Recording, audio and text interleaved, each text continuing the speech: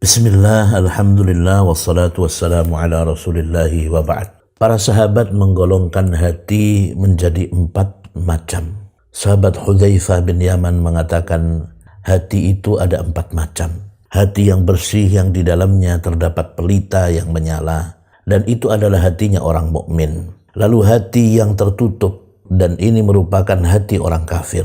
Yang ketiga, hati yang terbalik miliknya orang munafik. Dan yang keempat, hati yang dimasuki oleh 2 unsur. Hati yang dimasuki oleh 2 unsur, yaitu unsur keimanan dan unsur kemunafikan. Hati semacam ini tergantung pada unsur mana yang lebih kuat.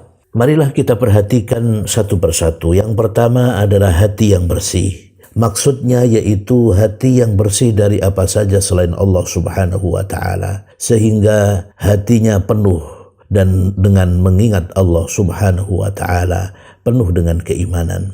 Sedangkan yang dimaksud dengan di dalamnya terdapat pelita yang menyala, pelita itu yang dimaksud adalah iman. Dengan kebersihan hati, ini mengisyaratkan keselamatan hati dari syubhat-syubhat kebatilan dan syahwat-syahwat kesesatan. Dan dengan adanya pelita itu mengisyaratkan adanya sinar dan cahaya yang diperoleh dari cahaya ilmu dan iman. Ini adalah hatinya orang mukmin yang senantiasa bersinar disebabkan oleh ilmu dan keimanan yang ada di dalamnya. Kemudian yang kedua adalah hati yang tertutup, dan ini adalah hatinya orang-orang kafir.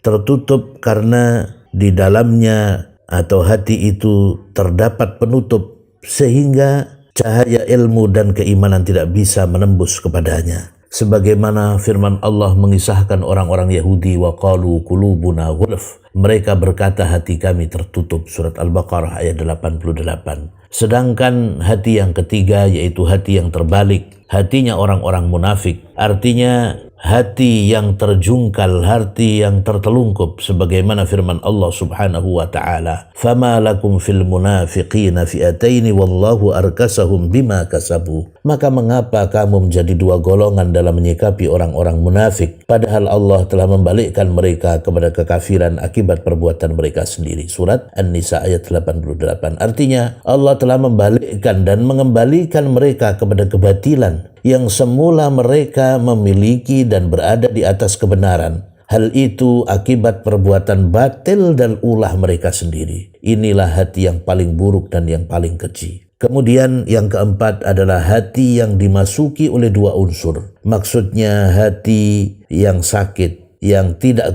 dikuasai sepenuhnya oleh keimanan dan pelita iman, belum bisa bersinar terang di dalam hati tersebut. Dia belum bisa fokus kepada kebenaran karena dia memiliki kebenaran dan unsur lain yaitu kebatilan.